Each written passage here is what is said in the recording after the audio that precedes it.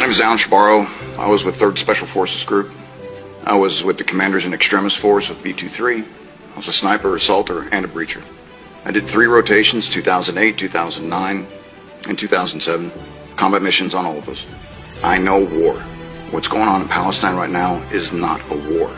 It's not. It is the dehumanization, it's the genocide, it's the ethnic cleansing of a specific people to take their land. This is not war. These are people that are defending themselves. I see this constantly where people are just repeatedly dehumanizing these people. This is wrong. And there's nothing more American than speaking out against what's wrong. I can't tell you how many times I've seen horrible things, and this takes it to an entirely new level. The U.S. taxpayer is paying for this, which makes it even more frustrating. I'm paying for this. I am seeing what's happening to this. This needs to stop. This needs to stop. Whatever you can do, anything, this needs to stop. This is what Zionism was supposed to be like, or you think the Zionist ideology has evolved over the last few decades? Zionism from the get-go was all about creating a Jewish state. But not to the extent of being genocidal or cleansing, as you... No, the Zionists understood from the very beginning that we had to cleanse. There's no way Jews or Zionists moving out of Europe can come into an area that's filled with Palestinians and create a Jewish state without cleansing the area. They understood that from the beginning. This is very clear from the historical record. The Zionists who came out of Europe and, laid the foundation for what is Israel today were very smart people. I mean, they were very smart, very clever. They knew exactly what they were doing. And they understood that they would have to do horrible things to the Palestinians in order to create a Jewish state. It was just inevitable. There's no way you could create a Jewish state otherwise. My name is Al-Jazeera Mubasher, was 3rd Special Forces Group, part of B-23, Commanders in Extremis Force.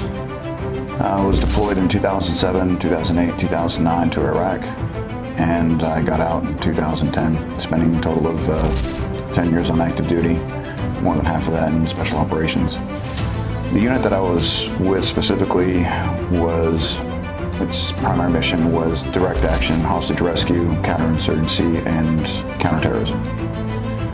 So all my experience and all my deployments, those were the primary mission sets of the unit that I was with. A lot of people are wondering, like for somebody like you as a combat veteran who've seen war, who've been in the Middle East, what was the turning point for you? At what moment in your life when you said, you know what, this is not right, what's happening? There's something that I need to speak out about.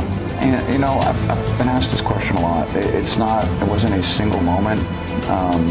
There was specifically for, speaking out for the Palestinian cause. But after 20 years in Afghanistan, 18 years in Iraq, I talk to, people that I admire and respect within the community and, the military community and special operations community. You can't boycott this. You can't boycott this country. You can't say this about Israel. Can't what? And this infuriates me because I'm an American. My highest authority is the U.S. Constitution. Mm-hmm. And I do have that if I can say anything I want about my leader, about my country, now you're saying I can't speak about a foreign country? Not just fuck you, but fuck Israel too. Yeah. It doesn't make any goddamn sense. Yeah. So now I'm saying I can't speak negatively about another country and their policies and how they affect my country.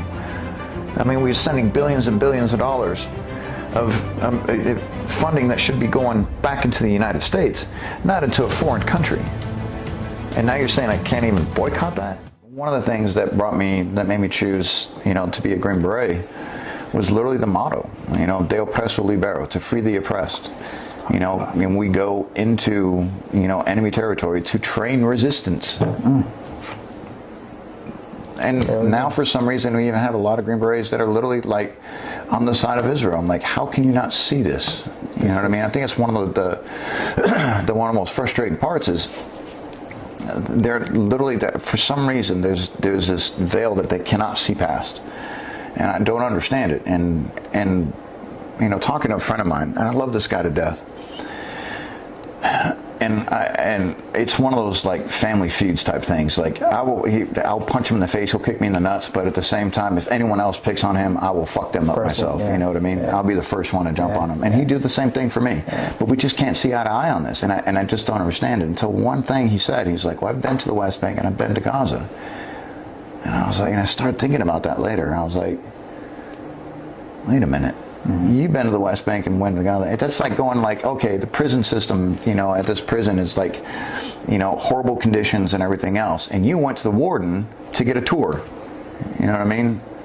And I think that was one of the main reasons why I wanted to go to the West Bank myself, was to go as a prisoner, you know, to see how it was. I didn't want to get a tour by the warden, because then you can just, I mean, how is it to manipulate this whole thing? Correct. You know what I mean? Yeah. And that's the thing, is that when you're manipulated by, you know, and again, the same thing that was in Iraq, and before I've been told the same thing in Afghanistan, and you know, people develop this hatred for these people because they're told this entire narrative before they go, and then once they're actually like feeling the hatred and feeling the resistance on that, yeah, it's set in reality. It's already embedded in them. Yeah, everyone was so welcoming. It was almost to the point where it was kind of like Twilight Zone-ish. You know, like there's something off. You know, why are people being so nice? You know what I mean? The first thing they would say is welcome. Welcome.